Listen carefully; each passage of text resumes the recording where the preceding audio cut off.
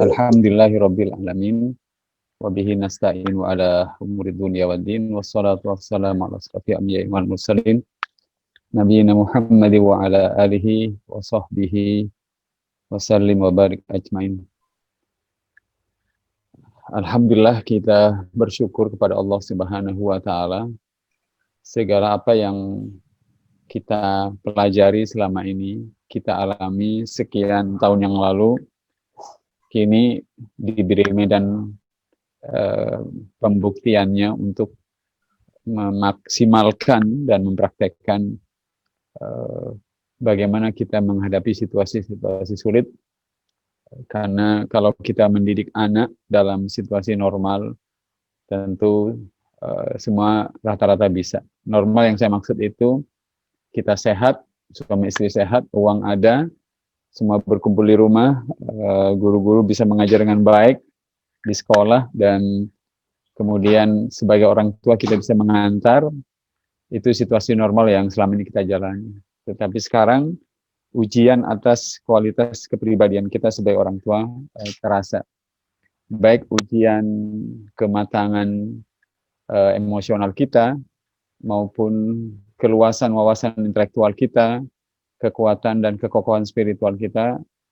Kita bersyukur dalam pengertian sekarang diberi medan untuk menguji semuanya oleh Allah Subhanahu wa taala dalam situasi yang sangat sulit seperti yang sekarang. Tentu saja oleh karenanya mudah-mudahan kita senantiasa memintakan ampunan dan rahmat Allah untuk Rasulullah, karena sebagian dari lembar-lembar kehidupan perjuangan beliau mengajarkan kepada kita bagaimana kita bekerja, berjuang dalam situasi yang begitu sulit dalam kehidupan ini. Ustadz, Ustadzah yang dirahmati Allah, ayah bunda yang berbahagia, izinkan pada kesempatan yang berbahagia ini, tema menjadi orang tua solutif di masa pandemi ini kita dalami.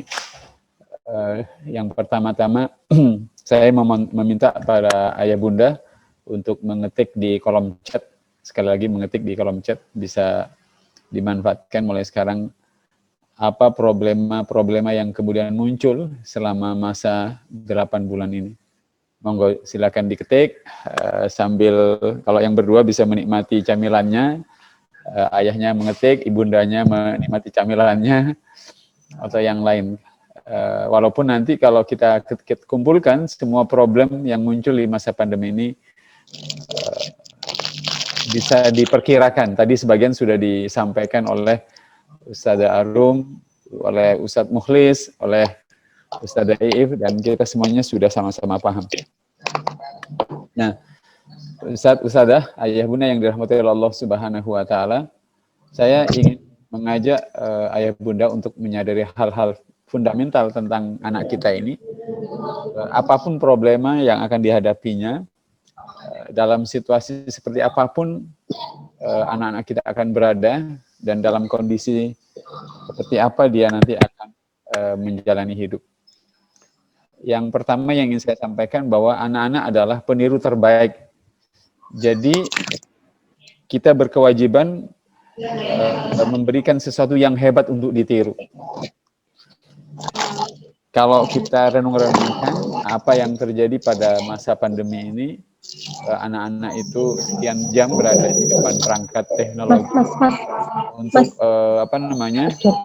menerima pelajaran, mengerjakan dan segala macam, tetapi jam-jam yang lain sama saja nilainya, bahkan bisa jauh lebih bernilai karena mereka berkesempatan berinteraksi dengan kita, dan begitu mereka berkesempatan berinteraksi dengan kita, mereka adalah melakukan sebuah proses mental, yaitu meniru.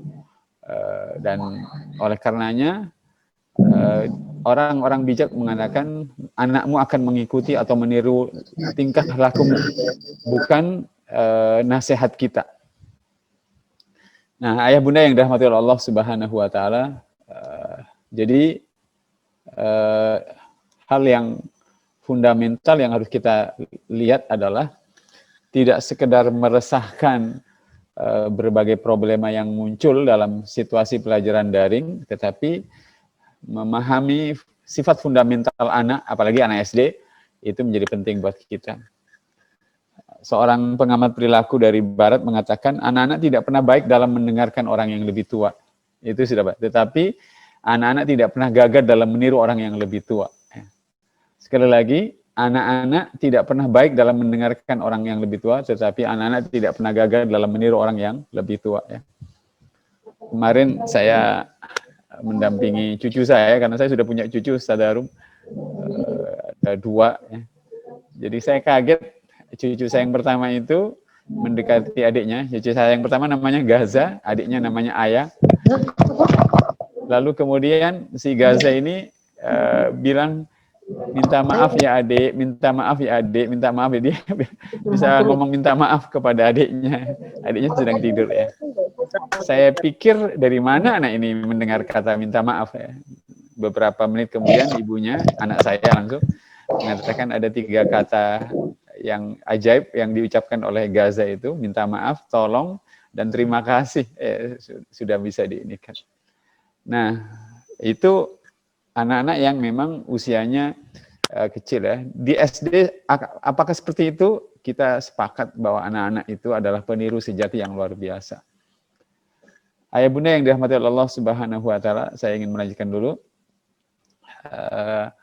Menjadi anutan atau menjadi figur bukan tugas anak sulung kepada adik-adiknya, tetapi tugas orang tua kepada semua anak-anaknya.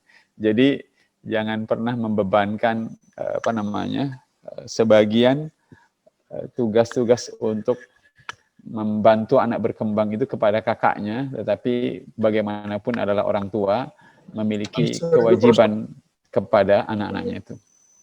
Kemudian Ustadzah, ayah bunda yang dirahmati Allah Subhanahu wa Ta'ala, tentu kita harus menyadari kemampuan kita mendidik anak itu ada batasnya. Tetapi meminta pertolongan pada Allah itu tidak terbatas ya. Karena perjuangan mendidik anak itu membutuhkan proses mendidik dan doa sekaligus.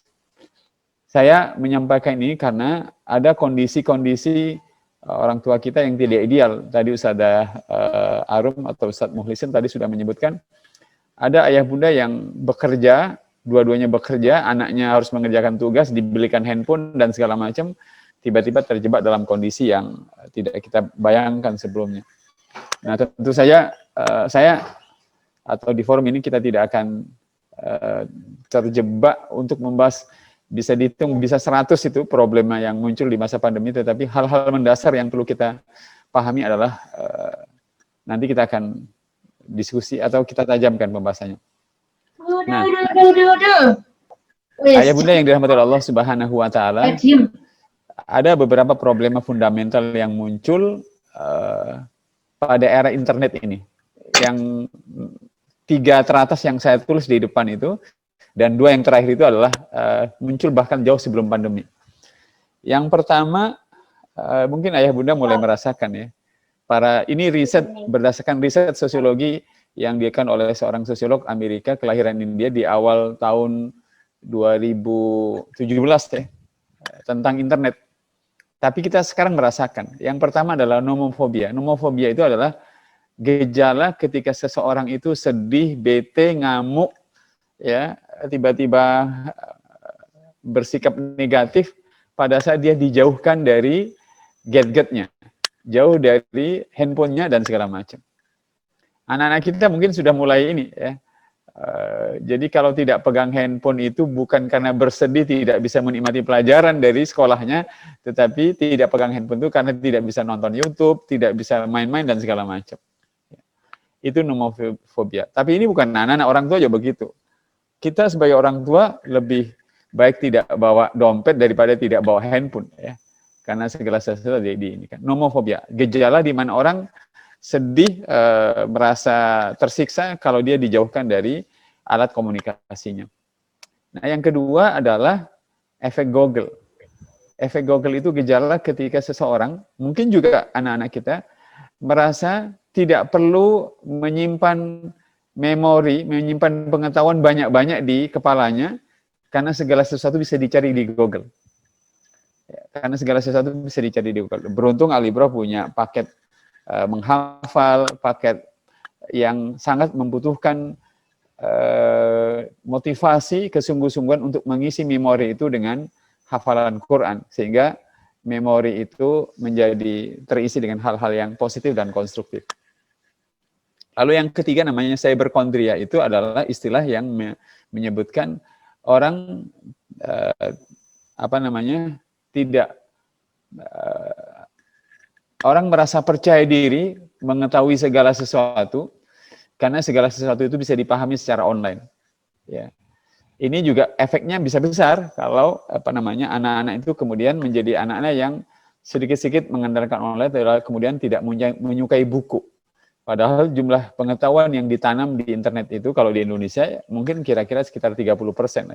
70%-nya harus dibaca di buku. Tidak mungkin itu.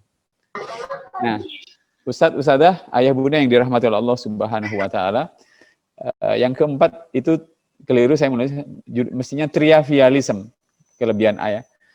Trivialism itu adalah kebiasaan anak, orang tua, remaja, bahkan kebiasaan siapapun yang cenderung menghabiskan waktunya, sekali lagi, menghabiskan waktunya, tenaganya, pikirannya, dan uangnya untuk hal-hal yang sekedar menghibur, sekali lagi, untuk hal-hal yang sekedar menghibur, tetapi tidak bernilai memajukan hidupnya.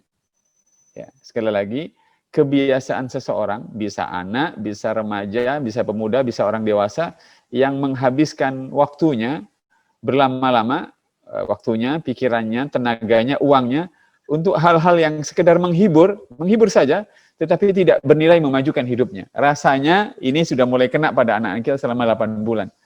Anak-anak itu lebih banyak menghabiskan waktunya dengan gadget, bukan untuk hal-hal yang sekedar, bukan hal yang memajukan, tapi sekedar menghibur saja, tetapi tidak bernilai memajukan.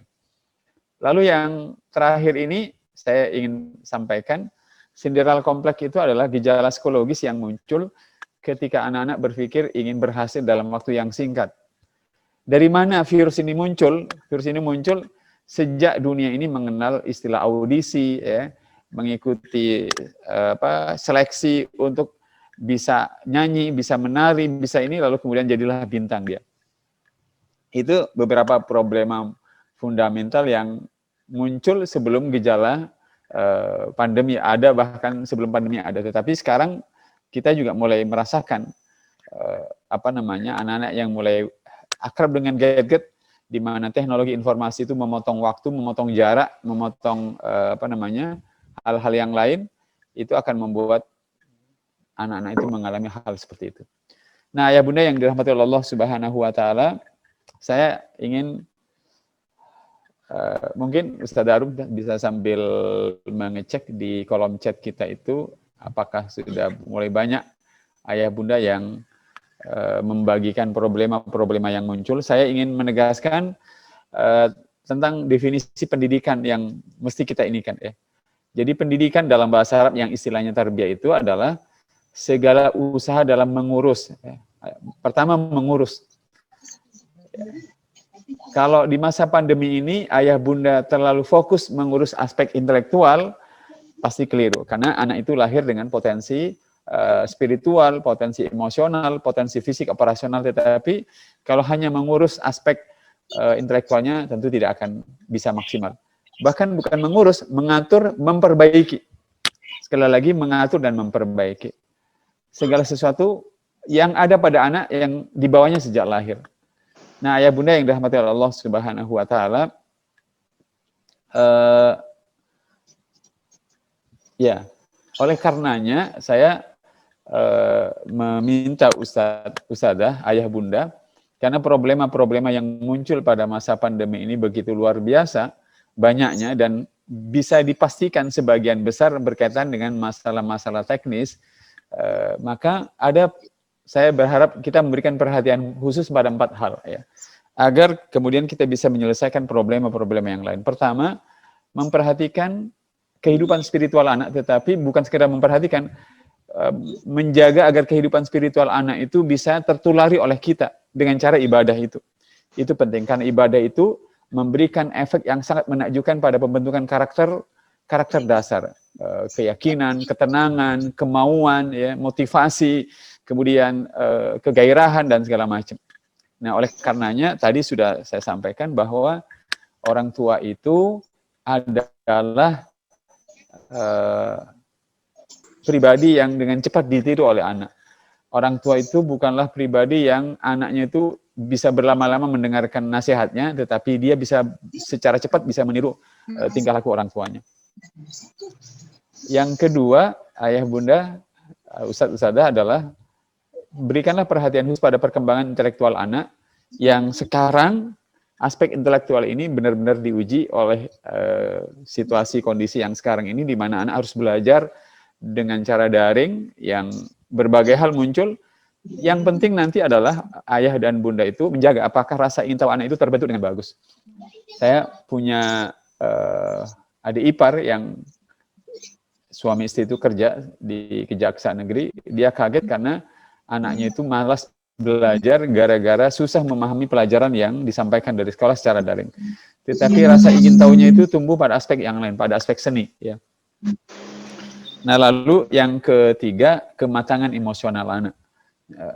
Dan di era daring seperti ini, anak cenderung bersama gadget, dia tidak lagi bersosialisasi. Sangat bagus bagi ayah bunda kalau memiliki kesadaran bahwa anaknya itu senang bulu tangkis, senang melukis, kemudian senang sepak bola, emosinya dengan cara diikutkan kegiatan-kegiatan yang membuat dia tersosialisasi secara personal dengan teman-teman yang ada di sekitarnya. Lalu yang terakhir adalah anak harus dibantu agar selama masa pandemi ini di mana mereka banyak duduk berhadapan dengan ini, tidak banyak gerak, dia harus kita bantu pertumbuhan fisik anak dengan aktif bergerak, karena begitu anak aktif bergerak itu unsur-unsur kimiawi dalam tubuhnya itu bisa ketambahan hormon-hormon yang membantunya bisa berkembang dengan lebih bagus. Ada dopamin, kemudian ada adrenalin, ada endorfin, dan ada hormon-hormon yang lain yang sangat luar biasa itu. Nah, saya ingin menegaskan gini. Pertama, ada kaidah yang pernah saya sampaikan pada parenting yang lalu, Ustadz-Ustadzah, ayah bunda, yang disampaikan oleh Ali bin Abi Thalib. An-nasu atba'u man ghalaba. Manusia itu adalah pribadi yang mau tidak mau, baik secara terpaksa maupun sukarela, selalu mengikuti ya, pribadi yang lebih kuat dari dirinya. Jadi manusia itu selalu mengikuti siapa yang lebih kuat dari dirinya. Anak kecil itu kalau berada di sebuah rumah di mana suasana di rumah itu yang dominan adalah handphone, tidak ada kegiatan, aktivitas dan gerak dari ayah dan ibu yang membuat dominasi handphone itu tergantikan oleh kesibukan ayah bunda. Misalnya di dalam rumah ayah bunda itu tiba-tiba mengajak anaknya bermain, berolahraga, kemudian mencuci. Kalau istilah cucu saya banjir-banjiran itu main siram-siraman air dan segala macam, itu nggak bisa dialihkan. Oleh karenanya prinsip ini perlu disadari. An-nasu atba'u man ghalaba. Manusia itu mengikuti siapapun yang lebih kuat dari dirinya. Jadi buatlah suasana psikologis di rumah dan suasana sosiologis dan suasana emosional itu lebih kuat sedemikian rupa sehingga daya tarik handphone itu kalah dengan orang tua, dengan suasana yang diciptakan di rumah dan segala macam, sehingga itu bisa diminimalisir ya. Saya mengalami dengan cucu saya Gaza itu. Anak ini memang akrabnya nggak itu milihnya kalau nggak menonton kereta api, nonton kartun Islam itu aja, nggak ke yang lain. Tapi kemudian kami, saya kakeknya, kemudian anak saya, ibunya itu mulai kesulitan pada waktu sholat itu seperti apa.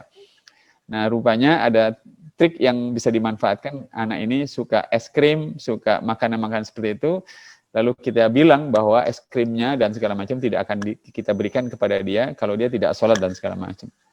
Jadi itu cara agar kelekatan dengan benda teknologi itu bisa dikurangi, bisa ditarik oleh suasana psikologis dan sosiologis yang sangat kuat di dalam rumah, sehingga anak itu begitu masuk ke dalam rumah tidak berpikir hanya handphone, tetapi ngobrol, duduk bersama orang tua, beribadah bersama orang tua. Itu menjadi sesuatu yang menarik karena kuatnya daya tarik psikologis dan sosiologis dan emosionalnya begitu. Itu penting. Sehingga mulai sekarang ayah bunda sudah harus berpikir, kalaulah masa pandemi ini akan masih berlanjut 3 bulan ke depan, mungkin bahkan bisa setahun ke depan, maka harus berpikir hal-hal teknis apakah di dalam rumah yang bisa dikerjakan, bisa memasak, bisa berolahraga bersama, bisa berkebun, bisa orang tua itu meningkatkan perhatiannya kepada anak sehingga di hadapan anak itu orang tua sedemikian berkarisma yang sekali ajak, sekali ngomong, anak itu bisa ditarik dari kelekatan dengan handphone. Nah, oleh karenanya mohon maaf kepada ayah bunda yang mungkin sibuk bekerja dan segala macam, sangat tidak mungkin dengan seketika anak itu dilepaskan kelekatannya dengan handphone kalau secara personal ayah bunda itu mengalami problem kedekatan, dan yang kedua, dekatnya itu tidak membuat anak merasakan bahwa ayah dan ibunya itu memang lebih kuat secara psikologis, lebih perhatian secara psikologis, lebih membuat anak itu begitu ayah dan ibu datang, mereka tiba-tiba seperti tertarik magnet yang luar biasa untuk meninggalkan handphonenya dan ngobrol, bermain, bercengkrama, dan segala macam dengan orang tuanya. Itu Ustazah bagian pertamanya yang ingin saya sampaikan kepada ayah bunda yang bertanya tadi. Sebentar, ini ada yang dikirimkan ke saya langsung Ustazah. Mohon izin ya, saya baca Ustazah. Masalah selama anak-anak belajar daring yaitu menyikapi sikap anak yang sudah bosan di rumah saja. Nah, saya ingin menegaskan pada, ini prinsip psikologis juga. Bosan itu muncul karena tidak ada perubahan. Sekali lagi, bosan itu muncul karena tidak ada perubahan. Perubahan yang dirasakan oleh anak. Apakah anak itu, Ustadzah, ayah bunda, begitu di hadapannya diserahkan handphone, laptop, lalu dia duduk hampir 8 jam, apakah akan bisa merasakan bahagia? Enggak.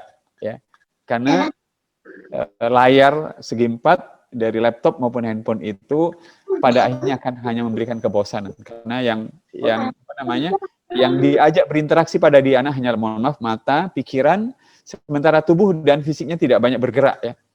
Oleh karenanya mengatasi rasa bosan ini yang pertama yang perlu diinginkan prinsipnya adalah ciptakanlah perubahan. Pertama, saya ingin menyampaikan apa yang disampaikan oleh Imam Syafi'i yang mengatakan wasyamsu law waqafat fil falki daiman lamalahan nasa min ujumin wa min urbin. Kalau matahari di langit itu tidak bergerak, maka manusia yang memandang matahari yang tidak bergerak itu menjadi bosan. Jadi di rumah mulai sekarang ayah dan bunda bisa berdiskusi alternatif aktivitas apa saja selain anak berhadapan dengan laptop maupun handphone untuk daring yang bisa membuat anak itu memiliki pilihan kedua, ketiga, keempat, kelima yang kalau dikerjakan aktivitas itu sama menyenangkannya ketika anak itu menikmati hiburan di depan handphone dan laptop. Biasanya ini berbasis kesukaan makanan, berbasis hobinya, berbasis kesenangan-kesenangan anak yang lain itu yang bisa diinikan. Nah, saya lihat tadi ayah bunda Ustazah Arum ada orang tua yang menuliskan inisialnya itu nama anaknya 4A 1B, berarti anaknya di Alibro itu 2 ya. Ustazah Arum juga 3 dan segala macam. Mumpung situasinya seperti yang dihadapi oleh ayah bunda, ada yang sudah kelas 4, berarti yang kelas 1 masih bisa diperbaiki. Kalau yang kelas 4 mungkin sudah kadang tidak maksimal ya. Jadi rasa bosan itu kata kuncinya adalah berikan variasi pada anak. Yang kedua, buat anak itu mengalami perubahan-perubahan aktivitas dan perubahan-perubahan kalaulah terpaksa, mohon maaf, berhadapan dengan dengan laptop, dengan handphone, orang tua bisa masuk memanfaatkan pengetahuannya bahwa di YouTube itu ada tontonan-tontonan yang positif dan positif. Di Facebook atau di macam-macam ada pilihan-pilihan yang bisa dipandu oleh ayah dan bunda untuk dilihat, di browsing oleh anak yang bisa seperti itu. Kata kuncinya adalah variatif, ada perubahan. Lalu yang ketiga, rasa bosan itu muncul karena terutama manusia itu hanya beraktivitas dengan pikirannya saja, tetapi spiritualnya, emosinya, dan fisiknya tidak terlibat. Itu pasti membosankan.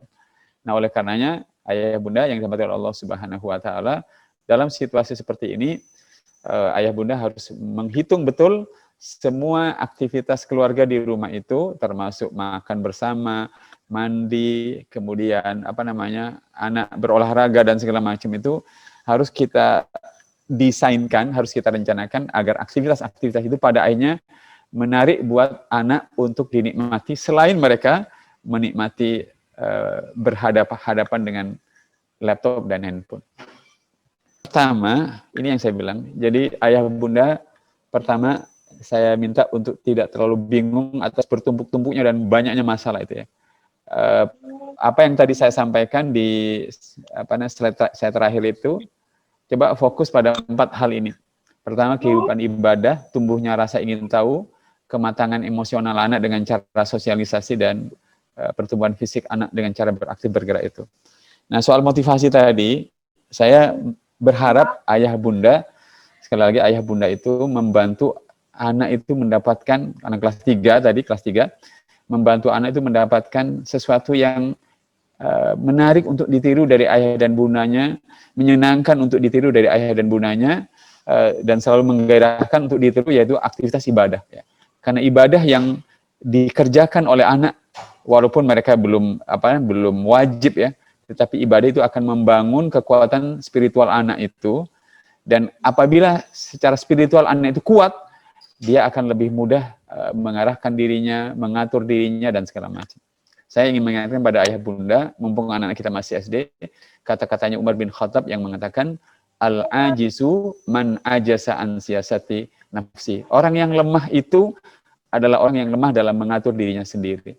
Nah, oleh karenanya, bantulah anak-anak kita untuk mulai menjadi anak yang meniru ayahnya untuk ibadah, meniru ibunya untuk ibadah, sampai kemudian inisiatif beribadah itu tumbuh dari dirinya sendiri, dan sedikit demi sedikit ibadah itu menjadi sesuatu yang dikerjakannya secara berkualitas. Walaupun kita tahu, Ustaz Arum, di sekolah kadang-kadang anak-anak itu disiplin karena ada ustadzahnya, tapi di rumah begitu mereka beribadah dengan cara ini. Banyak orang tua yang tidak perhatian pada aspek ibadah, terlalu perhatian pada aspek penguasaan A, B, C, D, padahal ibadah itu sangat membantu anak itu kuat spiritualnya, kemudian kokoh spiritualnya, dan begitu secara spiritual kuat dan kokoh, sifat-sifat motivasi, kemauan, daya tahan, disiplin, itu akan mudah dibentukkan kepada anak yang seperti ini. Itu Ustazah. Baik. Iya. Jazakallah. Jadi itu yang menjawab pertanyaan dari bundanya Hatifah tadi ya. Tapi ada yang keduanya, keterbatasan orang tua untuk mendampingi anak belajar di rumah. Nah, untuk keterbatasan ini, ya kalau memang bekerja memang tidak mudah menyelesaikannya, tetapi komunikasi yang intensif dengan guru, terserah nanti ustadzah yang mana atau ustadz yang mana yang dipilih untuk berkomunikasi. Yang kedua, yang ada di rumah, kalaulah pembantu atau keluarga yang lain itu harus dikomunikasikan apa yang menjadi kemauan kita untuk mendidik anak ya, seperti apakah ya, sampaikanlah, walaupun mereka yang saya maksud adalah pembantu atau keluarga yang lain itu, ketika kita sampaikan kemauan kita untuk mendidik anak seperti apa, mungkin mereka tidak ideal seperti, tapi sama sekali tidak berkomunikasi tidak akan menolong, tetapi kalau berkomunikasi akan sedikit membantu. Jadi orang tua harus memastikan, harus membantu, misalnya jam sekolah di rumah itu jam berapa, jam 7 ya, maka begitu dia masuk jam 7 itu, jangan hanya aspek fisiknya, dia sudah sarapan, sudah mandi, tetapi lihat suasana emosinya ya. Apakah anak itu kemudian masuk kepada jam sekolah itu masuk dengan suasana yang nyaman atau tidak nyaman, terpaksa atau tidak terpaksa. Ya, maka juga jam-jam, kalau jam 7 jam sekolah di rumah itu, maka jam 6, jam 5, jam 4 subuh itu harus dijaga agar suasana emosional anak itu bagus. Dan malamnya itu jangan membuat problem dengan anak yang membuat anak itu dendam ya, nggak enak hati, lalu mereka melancarkan protes dengan malas belajar dan segala macam begitu. Nah, saya percaya anak-anak kita itu menurun kemampuannya itu biasanya bukan kalau problem problem tidak bisa tidak bisa dipahami, saya pikir ustadz-ustadzah di sekolah sudah mengerahkan kemampuan terbaiknya untuk mengajarkan dan memilih tampilan yang bisa dipahami oleh anak dengan cara yang baik. Tetapi ketika anak terganggu emosinya, semalam orang tuanya sudah membuat anaknya tertekan dan segala macam, ya pasti mereka akan tidak belajar dengan kemampuan terbaiknya begitu. Itu penting.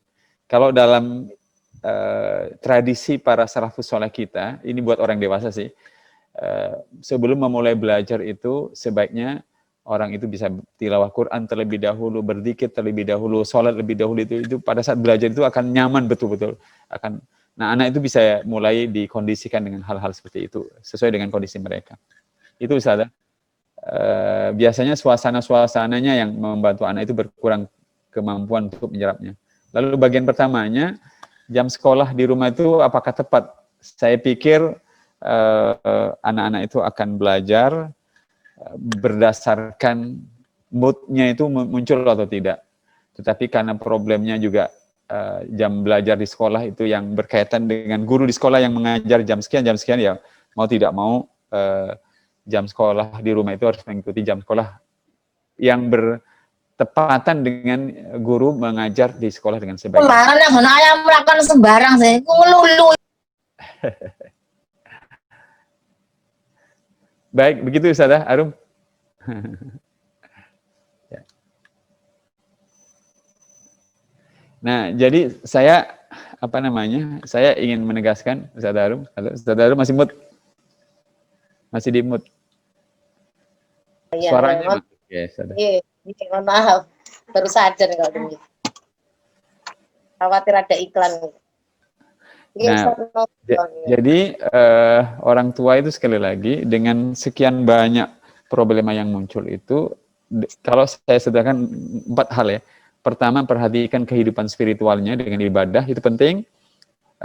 Buatlah anak-anak itu terjaga kehidupan spiritualnya sekaligus emosinya dengan suasana ibadah yang anak-anak itu melakukan ibadah itu dengan nyaman, dengan senang, dengan rasa terpanggil, bukan dengan terpaksa. Itu penting.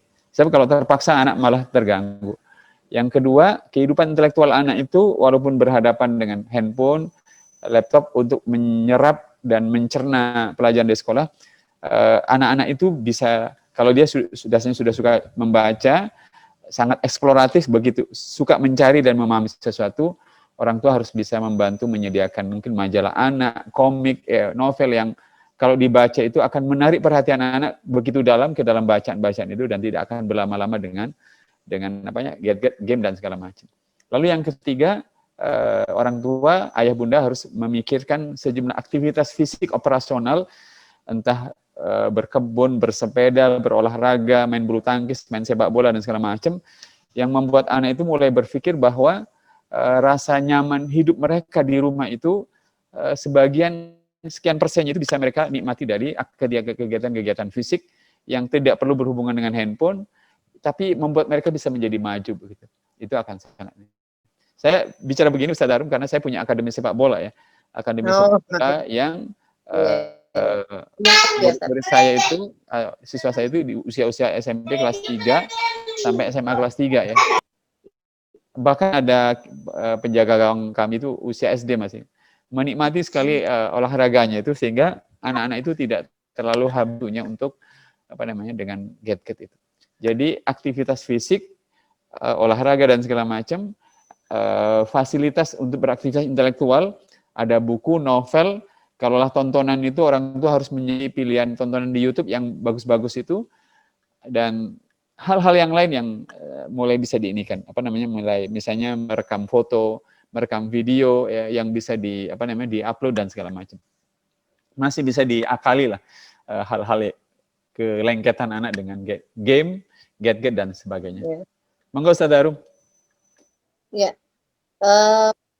Itu juga dipengaruhi keterampilan kita, interaksi kita dengan anak-anak gitu ya. Jadi kalau semakin sering kita juga akan semakin tahu celahnya begitu. Ini harus begini. Karena saya sendiri 2 anak yang belajar di rumah itu sangat-sangat berbeda karakternya gitu Ustaz. Kalau yang satu sudah bisa dilepas lah, intinya sudah tinggal cek aja kalau pulang, saya pulang ngajar gitu tinggal cek, oh sudah lengkap, atau dia sendiri yang melaporkan, Ibu saya sudah selesai semua tuntas, tapi yang satu ini harus benar-benar harus nagih gitu, jadi kayak debt collector tugas ini. Benar. Nah itu menghadapi dua karakter itu ya mungkin yang kita harus sering kali lihat sering berinteraksi dengan mereka supaya kita tahu celahnya. Makanya orang tua itu harus menghitung betul, mengkalkulasi setiap interaksi ayah bunda dengan anak di luar aktivitas belajar. Itu pengaruhnya besar pada pertanggungjawaban belajar anak pada orang tua. Jadi kalau misalnya sejak bangun tidur melayaninya, menemaninya makan, kemudian memberikan kebutuhannya untuk A, untuk B, orang tua melakukannya secara secara bagus, kalau menggunakan istilahnya Ali bin Abi Thalib, membuat anak itu merasakan ayah dan ibunya itu lebih unggul dari dia, melayani, memperhatikan, memberikan cinta, menegur pun juga dengan cara yang baik. Anak itu mudah diintervensi, mudah diajak, dihentikan, mudah diarahkan dan segala macam. Kita punya kendali. Tapi kalau sampai anak itu kemudian kita biarkan suasananya sehingga kesenangannya itu tidak terkendali, itu alamat itu anak itu sulit untuk diatur ya, dan diberi tanggung jawab besar begitu.